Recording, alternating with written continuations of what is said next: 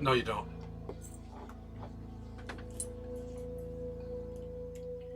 Alright, so do we want to clean this board off? Yeah, okay, so we're going to clean up here. Okay, so I don't know how many people are watching this right now, but we're still going to run the marble race, and we're still going to do all the stuff that we normally do, but we're going to upload to YouTube this video explaining just the basics on how you set up and what combat is and what AVA and stuff is.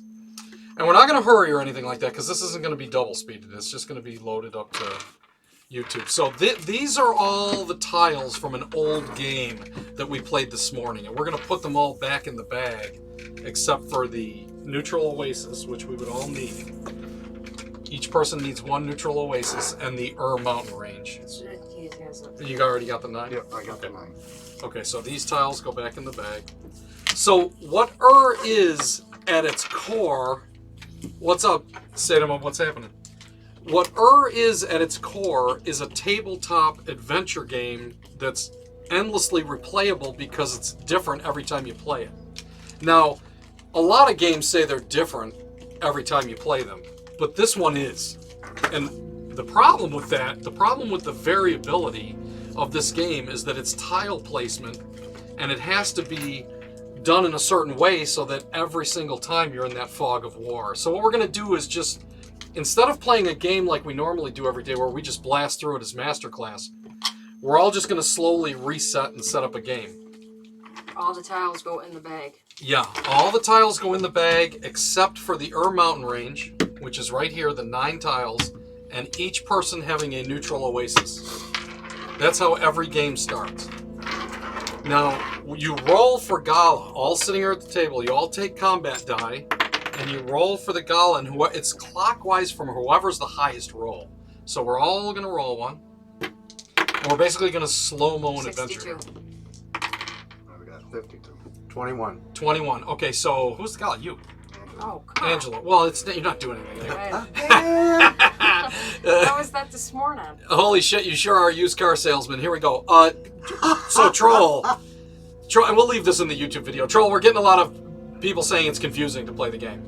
And they're awesome if they can figure it out. They get frustrated if they can't. So we're putting up a YouTube video. This is going to be on YouTube, just explaining slowly what this is. So I'm glad you're here. You can ask questions if you don't understand how to play.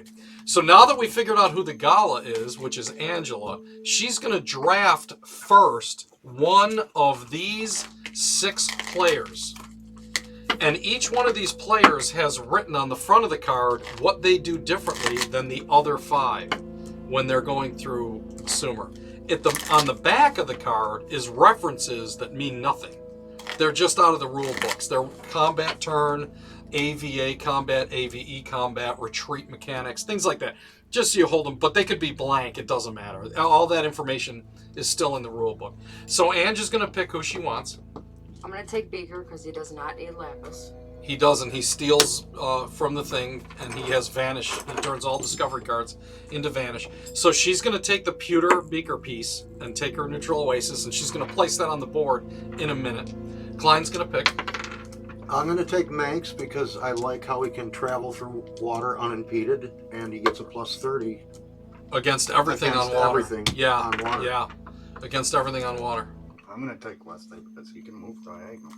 Yeah, Westlake, this board is a grid, and all movement with all players goes like this to adjacent squares, except Westlake. Westlake can move diagonally. While that seems like a minor thing, the mechanics of what you can do with Westlake are kind of giant. So Westlake moving mechanically is a big thing. I'm just going to take whoever's there. I'm going to take Balfarg because he moves through mountains unimpeded, and he gets a haggle skill when he's in Ziggurats because he's the most educated of the Northwestern Europeans. He gets 7 off of his Lapis roll. Because remember, the point of the game is to defeat Nana, who is in one of these mountain tiles. To do that, there's one of 2 ways. The first way is to adventure through Sumer until you find the 4 cities and buy the map pieces in the Ziggurats. That's way number 1.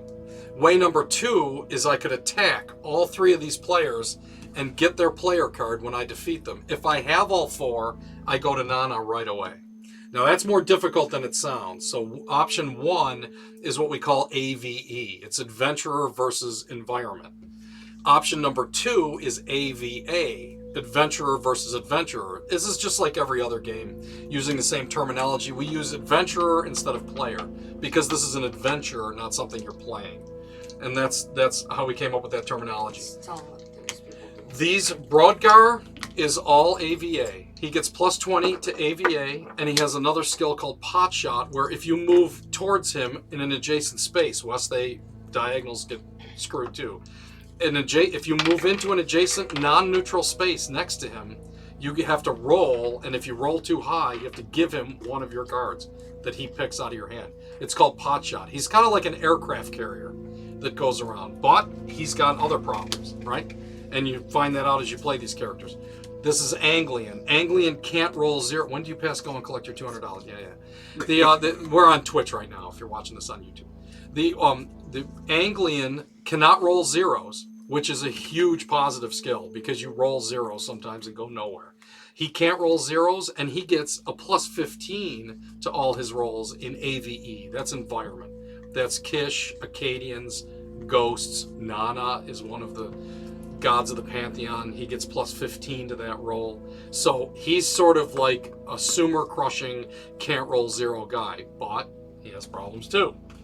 So anyway, Angela is now going to place the 9 mountain tiles that she does not know where Nana is. Just shuffling them up. She's shuffling them up, and she can place them anywhere she wants to. It doesn't matter. She can put them down as long as it's secret where Nana is and in what position. Now, typically, what people who are the Gala do is they pick first. They have to do the tile bag, which sucks.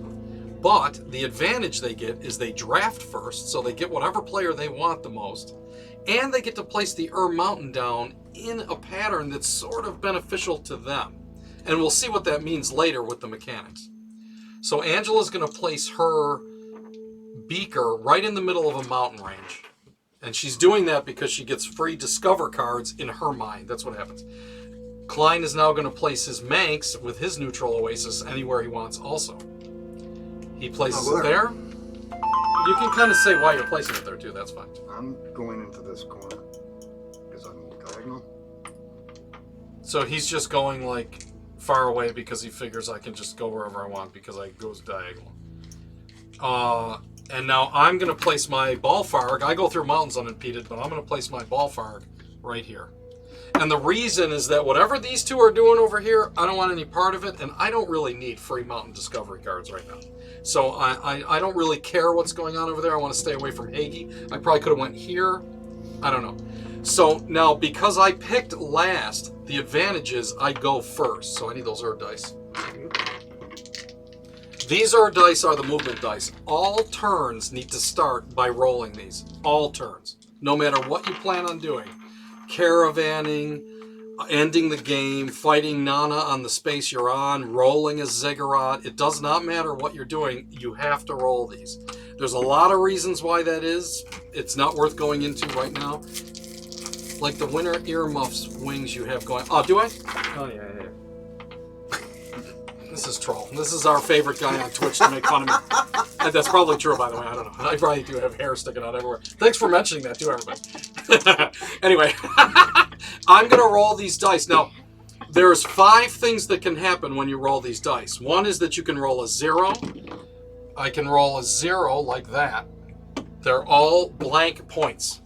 I can roll a 1. I can roll a 2. I can roll a 3. Or I can roll a 4. That's the 5 things. They are not even. You do not have a 1 in 5 chance of getting each of those outcomes. You have a 36.5% chance of getting a 2. Why that is, you'll have to ask the Sumerians because they designed the original math of these dice that were lost to antiquity 7,000 years ago when humans stopped using them. But this is how it is. Your chances of rolling a 0, as an example, are 6.5%. Your chances of rolling a 4 are 6.5%. And it goes up like that in a pyramid form. 2s, if you roll it, are getting you an entire another turn at the end of the current turn. So let's discuss, what is a turn?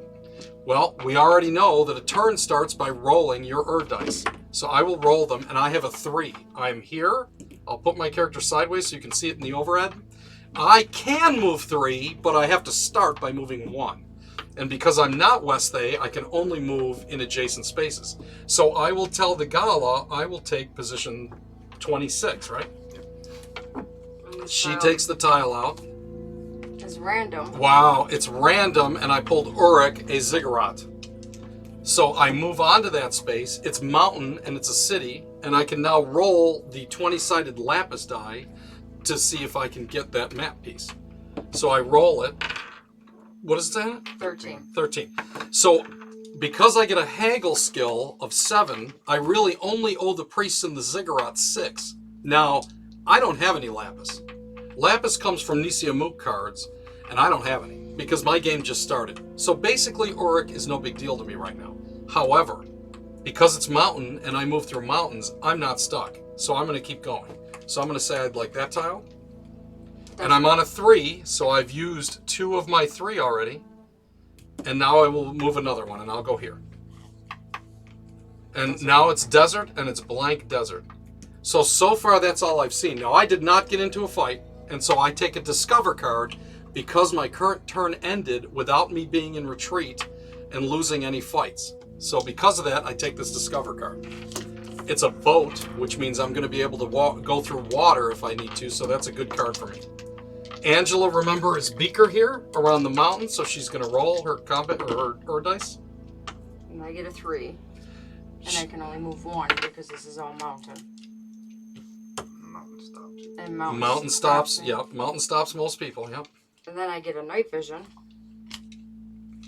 Night vision means that she sees all the adjacent cards around her. This is going to be a long-ass story for me to get a free hoodie. You know what's funny, Troll? I just realized we're going to put this on YouTube. What you're chatting is actually going to be on the screen. That's funny. That's funny. Troll, you know what? For you, 100% we're going to roll the hoodie. 100%. Actually, where is it? Is it the Iron Beaker right there? No. No, we did not bring one. Okay, well, you're getting something if you win. You're getting something. We don't know what it is, though. Okay, so I pull 3 tiles out. She Look at looks at them. them without showing Klein. If you're watching this on YouTube, he just looked at them. See what just happened there? No, I didn't see them. He looked right, yeah. And then I will place He them can lie about it, but it's on video, so he's... in the places I would like them to go. Now, they're face down. Now, this means 2 things. 1, Angela knows what they are, and no one else does. Furkini. He's advertising his Furkini. That's hilarious, by the way. That's because he's going to be seen on YouTube. That's a fan of ours that's trying to get us to make Furkinis. Bikini with... Never mind. It's a long story. It's funny, though, that he just typed it. Inside joke. It's funny that he typed that because he's going to be seen doing it. Anyway, she can flip those over and discover them, but she can't get a Discover card for them. So there's an advantage to it and a disadvantage. And her turn is over now, her 3. And she's already gotten her Discover card. Turns begin with an dice roll, and they end with getting a Discover card if you haven't been retreated. All the combat and movement happens in between those. I just rolled a 3, and I'm going to move 3, so I'll start at 69. Desert, nothing. I'll go 82. 2 Kish. Desert. No, 2. Okay, so let's put that back. Time it out. Put that back. Let's put 2 Kish on there. What he's just done is flipped over a desert tile that has 2 Sumerian defenders. They're Kish players. We're going to put 2 Kish on there, and he has to fight those 2 Kish. Kish are minus 20 on their roll. And because someone has to roll against them, it's courtesy just to tell the person what the roll is that they need so the defender doesn't have to do the math by simply adding 20 to your own roll. So Klein is going to roll now for his first Kish that he has to fight. 87. He has an 87. Now, if you add 20 to 87, he has 107. So 107 can't be rolled by Angela, the person behind him, who typically rolls as the defender. So he would turn to Angela and say 107. Angela would say, I can't beat 107. So the first Kish is gone and taken off the space. He then rolls again. 47. So he would then add 20 again to 47. So he would have a 67. Angela would roll it. Try to roll it on the board. Yeah, roll it on the board. Oh, okay. And then I get a 91, so then She got it good. Yeah. So she got a 91. So that Kish beat Klein. So Klein, even though he has a 3, and he only moved 2, he now has to retreat off of that space. Now he can only go to one direction, which is back where he came from. And his 3 is over, and so is his turn, and so is his ability to get a Discover card because he was in retreat during his turn. That's part of the mechanic that I think people were getting confused on. I rolled a 1. So I'm going to go to 10. I'm heading towards the 0. Now, what he just did there is he pulled... Hold on. Yeah. Put your character here and put a Kish on there. Yep. So what Hagi did is he flipped over a green space, which is what's called a mirror field, which is a word from ancient Sumeria that they would use for farmland. And on farmland, all of Sumer gets a plus 10. Now, if you remember from the fight that you saw Klein in, Kish are minus 20. This Kish on a mirror field is only a minus 10. So what Hagi's going to do, again to be courteous, is he's going to roll his die, and what do you have, a 10? 10. He has a 10. He's going to tell Klein, who's behind him again, rolling behind him. The defender, he can say, you just need to get a 20, is all he would need to win that fight. And on combat die, percentile die, a 20 is a 4 and 5 chance of winning. So he got what? 89. So he got an 89. So again, just like the turn before, he had rolled a 1. He goes here, that Kish beat him, and he retreats to here. His turn is over, no discovery card.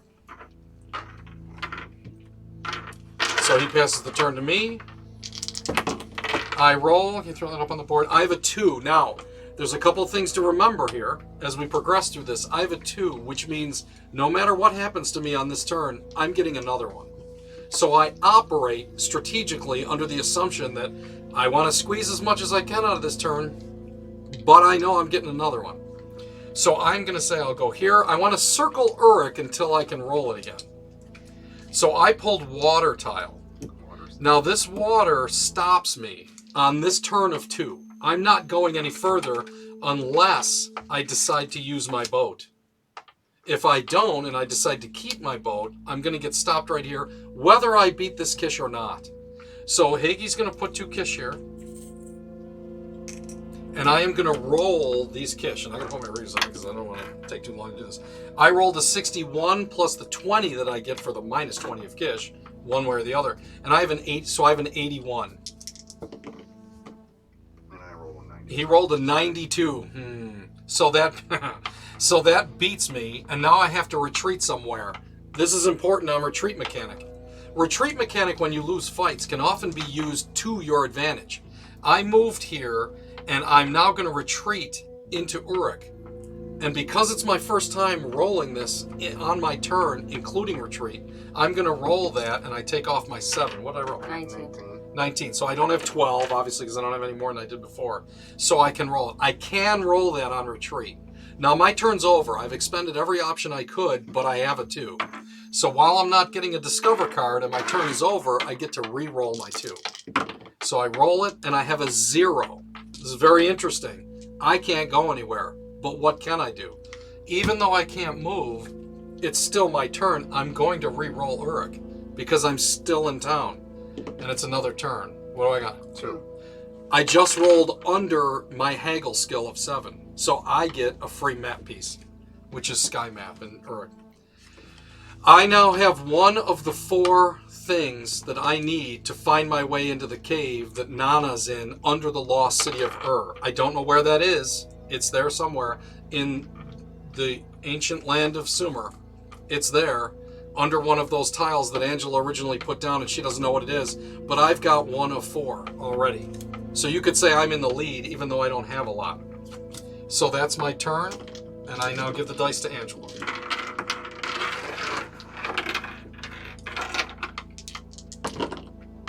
Oof, and then I rolled a 0. Andy wasn't invited to this instructional session. Andy's not here today. Angela rolled a 0, and she's on a mountain. Let's walk through that. Angela rolled a 0, and she can't go anywhere, and there's nothing else to do on the mountain range that she's on. She's on a mountain with no Kish on it Nothing to fight, nothing to do. She doesn't have any cards down, like a caravan or a theft or some of these other movement cards, and so her 0 is just the end of her turn. She doesn't get to discover, she didn't discover anything, she doesn't get to fight anything, and so it moves on to climb. 2. We'll go 56. Desert, 1 Kish. We're going to put that Kish on there. You might be noticing something. A lot of us are trying not to put it on there. The reason is that we go through the combat roll first before we put the Kish on after the resolution. But the rules actually say you're supposed to put them down, fight them, and take them off if you lose. 65. So he's got a 65. He's going to add his 20, call it 85. I know, dude, troll. I know, it's boring, but I get that. But it's because we want to walk people through it. So, and then Angela's going to roll to see if she can get an 85 or higher. 89. 89. Wow. We're rolling some big defensive dice here. Angela rolled an 89. She beat him on his 2. So he's going to retreat back to where he came from. That's the only thing he can do. You cannot retreat into any undiscovered space, obviously, or you would just discover the whole thing on retreat. So he can only retreat to where he knows he came from. And he has a 2, no discover card, no anything. Retreat always ends your ability to get a discover card. So I'll re-roll my 2. And he has another 2. 68. So now he's going to go in another direction. Now this is very important. Let's put a Kish on there. Manx gets plus 30 on all water combat of any kind, including AVA, which would be Adventure versus Adventure, or AVE, which in this case is the Kish. So Kish are minus 20. So right now Klein gets plus 50 to whatever he's rolling. It's a very powerful mechanic for Manx. So he rolled a 78, and if you add 50 to that, Angela knows I don't have to roll. That's 100 and whatever, 28. So the Kish comes off the board. He has that space, and because he's Manx and he can move through water as if he's got a built-in boat. Also get a Nisia. And you get a Nisia card. Yep, you get a Nisia Mook card. Nisia Mook cards have 2 functions. 1, they have a lapis rating at the bottom, and 2, they have armor rating. Show them. Yeah, just flip it up. Where it's... Some of them have an armor rating, but some of them are just polished gem cards. Yeah, that have this all card they is have worth is no lapis. armor but 5 lapis. Which he needs to buy cigarettes. Yes, Manx needs it. Which I Yes. will need. Some Oh, characters yes. do better in ziggurats than others. Manx is real powerful out in the open water, but needs lapis. Now I'm on water, which would stop any other character, but being Manx, I can finish my 2 because I move freely through water. So I will go 81. So he's got, what is that, Desert 1? Desert 1. Desert 1 Kish. So he's going to move on to Desert 1 Kish. And again, just like the other Kish, he's going to roll it. What's he got, 45? 45. Okay, so he's going to tell Angela 65. to be courteous, 65. She's going to roll it. 11. And she rolls an 11, so he wins. He gets another Nisia Mook card. He checks it for event. You always have to check your cards because sometimes they're event cards. They're bad cards that you didn't want. And this would be one with a lapis rating and an armor rating. Yeah, it's a minor armor rating of 4, but a high lapis rating of 4. So that's a good card. So right now he's got 9 lapis out of a possibility of rolling on a 20-sided die to get a ziggurat. So he's doing good. He's got cash. Now he's on that space, and that was his last move of the 2 that he rolled. So he gets a discover card for not retreating. What is it? It's a caravan card. Okay, so he's got a caravan that he just pulled. That caravan he's going to keep down in his hand, and that's going to allow him, instead of taking his movement turn, he can sacrifice that and move anywhere he wants on the board that's discovered. All of the cards have written down what the mechanics are of them, but in any case, we just know that that's a good card for him. I'll Just leave them all I'll face leave my up. boat up, yeah. So So now he's re-roll my going to 2. re-roll his 2 for his next turn. Another 2. We'll take 94. Oh, I pulled too many tiles. It happens. Dope. It happens. Desert, nothing. That's movement 1 of his 2. And I'll go 95. That's movement 2 of his 2. No combat. I get a discovery Yeah, card. no combat. He expended his whole 2. He moved down to 2 neutral things, and now he gets a... And now Manx gets a boat, which is useless to Manx. Why did you show it not in the aura? It's a...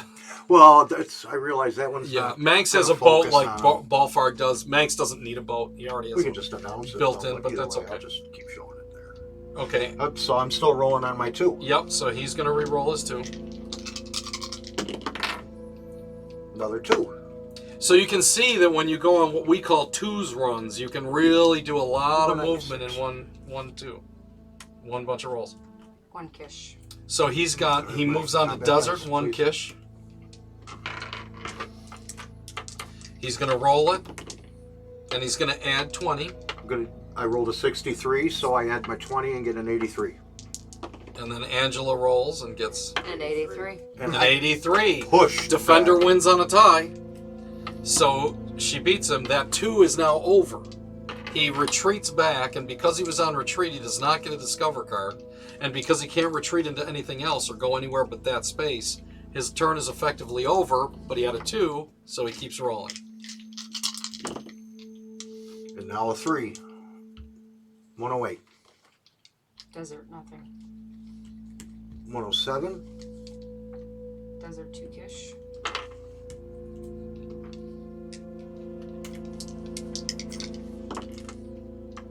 $31, so that would be a 51.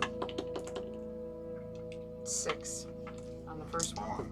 Okay, so 1's down, and he has to keep fighting to beat the next one. Klein, showing the closest camera is a better choice, as the camera over the board is much clearer for the views.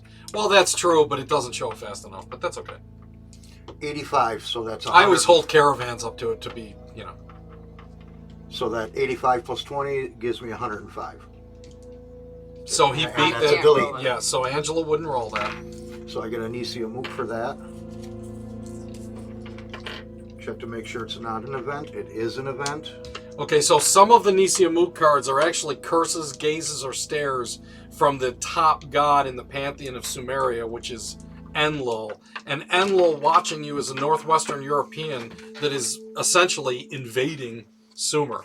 In 3800 BC, Enlil sometimes screws you, and these curses, gazes, stares that you get are all numeric values that you have to take off your next roll. So that card has to be placed on the board and go with his character, so the rest of us know. And because you retreated, right, or no? No. Okay. I have so, one more move. Okay, so he's got one more move. 106. Mountain, 1 kish. Now he would be stopped on that mountain because he doesn't have a rope and hook. He would be stopped on that mountain. Just leave it here. Yep, leave it there. Roll Okay. your dice. Yep. He's gonna roll. Now normally, what do you have there? 26? 20, 25. 25. 25. Normally he would turn to Angela and say 45, but he's got a negative 10. So it's 35 is the only thing that he gets on that roll. So 35 is the roll. 96. And Angela rolls a 96. So he's retreated on that. He rolled a 3. No discovery card. His turn is over. And this passes the 10 dice. is now gone. And that 10 is discarded. 1. I am going to go to number 2. Desert. I got a Nothing. desert with nothing. Get a discovery card. It was a really long term. And that's a one. caravan. Yeah, it was. Okay, so Hagee gets a discovery card, and it's a caravan. We're now going to, through the... Give me a chunk of tiles, would you? We're now through the magic of... Just start putting these everywhere, guys. Just start throwing them down everywhere. We're now through the magic of the internet. Going to put tiles out.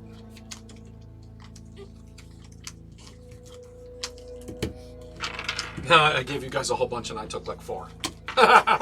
We don't have to fill. We don't have to fill the whole thing. We can just do it like. That sounds just like you. Yeah. That's good enough. Here's Enki. Some of the tiles that come out are ghosts of in the Standing Pantheon. stone. Standing stones move you from each space. That's in the rules, pretty cut and dry.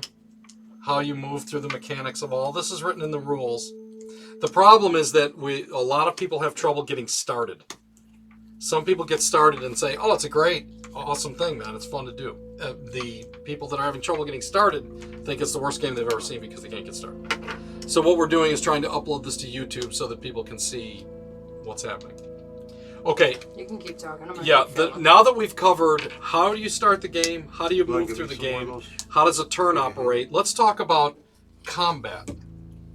Let's talk about how a player attacks each other. Ooh. Let's say that Hagi as Westhay has landed on this space and it's near me and I'm Balfar. I roll my dice and I got a 1. Hagi has this many cards and he's got his player card. I have this many cards. These are armor and lapis cards. I have a choice to make. I rolled this 1 that you can see. Yeah, I'll take the curses out too. I'm just going to get rid of anything that's an event card. That's an event. Wherever this goes here. Wow. Hey, you got lucky. I pulled all events here. Okay. So here's what I have on me. I have a 20, a 9 weapon. None of them can be put together. Or none of them can be duplicated, remember. So I have a weapon that's worth 9, a chest piece that's worth 20, and a helmet that's worth 7. Hagi doesn't know this. He only knows that I have 3 cards down. I don't know what he has either. I just know that he's got 3 cards down. I decide that I want to attack Hagi because I want this player card that he has. I only have 1, and I want to try and win this game not through the normal means. So I attack Hagi. I move onto his space that he's on, and I roll the combat dice. I say, I'm attacking you. I rolled a 15. Now I know his chances are pretty good at beating that. So what I'm going to do is say, as the attacker, I have to go first. I have to say, okay, I'll tell you what, I'm not good with that 15. I'm going to make it a 35, and then I'm going to make it a 42, and then I'm going to make it a 51. Now, Hagi has 2 choices to make. He can decide whether to take my 51 down with the armor he has on him, or he can vanish with a vanish card that comes out of the discovery deck. But he doesn't have a vanish, so he has to decide, does he want to roll the 51 or does he want to put armor on it? The defender cannot put the armor on after rolling.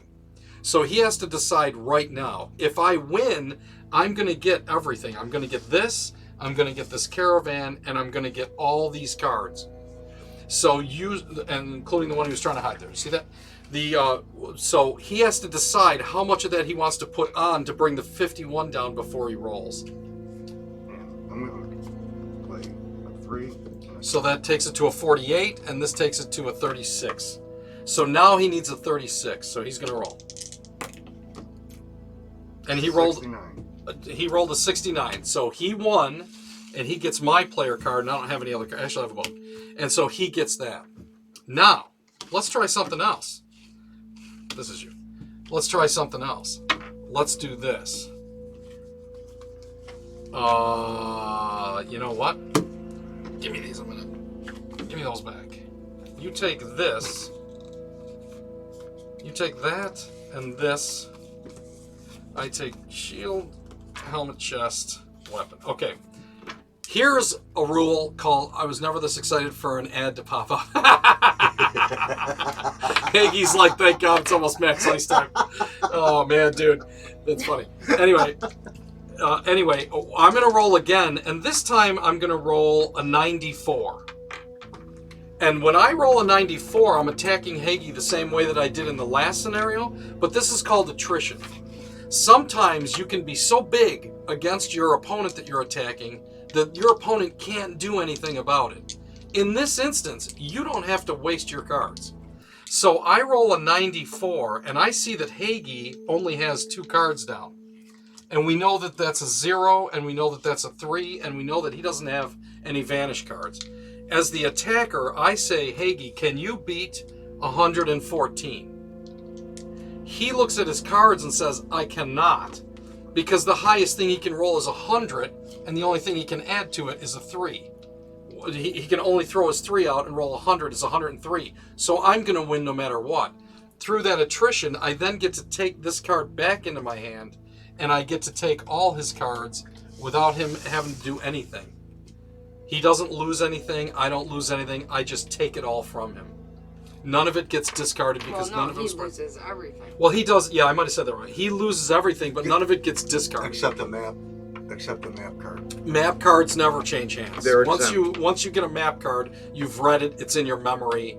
You know where the water spot is in the mountains. They're called sky, water, and you know where those things are when you're looking for them. So that's the rule for attrition. Now let's go through the last thing, Nana. Let's flip these mountains over as we fast forward through the game. There's Nana right there. Let's say that Hagi is on Nana. And Hagi has all those cards. Fighting Nana is just like fighting anything. I'm going to toss this over there. Fighting Nana is just like fighting anything else. He has just gotten all 4 map pieces. And the last ziggurat, wherever it was, he had acquired the 4th map piece. And now he finds himself on a space right next to Nana. The rest of the Northwestern European adventurers are seeing this. How you handle that, we'll leave that strategy up to you, because everybody does it different. Hagi's going to roll his dice on his turn, and he's got a 2. So it's a good roll right now, actually, for these rules. So he is going to do what? Besides hack himself to death. He is going to move on to Nana, and he's going to roll. Nana, as one of the ghosts of the Pantheon of gets a plus 45. So Hagi's going to roll his dice, his combat die. What do you got? 82. 82. So right now, Hagi has a 37. So Klein is going to roll. He can leave it at 37. He can say, I'm good with 37. Or he can say, I'm going to add some armor to this. I would add. So that's a 20, makes it 57, makes it 66, makes it 78, makes it 85, makes it 88. So he actually just said, I'm all in. And he took his 37 after the adjusted 45 and lumped all that on. He's got an 87. Klein must now roll an 87. Unless he does, Hagi has just beaten Ghosts of and everyone at the table has lost, and he has won. So Klein's going to roll it. And 50. And he rolled a 50. So the game would be over, and that's how you win. How you get to Nana, remember, did Hagi have the 4 map pieces? Did he beat up all the other players and have their player cards and get sent there right away? It's all in the rules, but that's how the game ends. That's how you win in Ghosts of Now, remember, he only gets 3 chances. And when you lose, you immediately forfeit this 2 if he had lost that roll. And he goes right to the neutral oasis, nearest neutral oasis? That is the nearest one. Okay, so he would go here, and then he would have to go back and fight again, and if he lost, and then he would have to go back and fight again, and if he lost the 3rd time, he's deleted from the game. And everything else. So if he had all the player cards, them go with him. Yep. Yeah, so remember, in Ghosts of there's a couple ways to win. One of the other things is that Nana can win the game. Nana technically can delete all 4 of the players at this table with that plus 45 roll. And what players often do as a strategy, complete sidebar, is they attack each other to make sure everybody's got no armor as they go in if they can't win. But again, that's just the nature of how you'll decide to play this when you play it at home. That is the basic structure of Ghosts of We tried to keep that real slow, simple. Yeah, you can fast forward through it. That's just the basic how to play. The strategies of how you do it from there is all kinds of other people. Retreat. And so now we're going to shut the stream off and we're going to come back because we got to run the marble race for whatever. And that's how it works. So thanks for watching. Thanks for buying a copy of Ghosts of and we hope you like it. You got to turn it off. Oh, okay.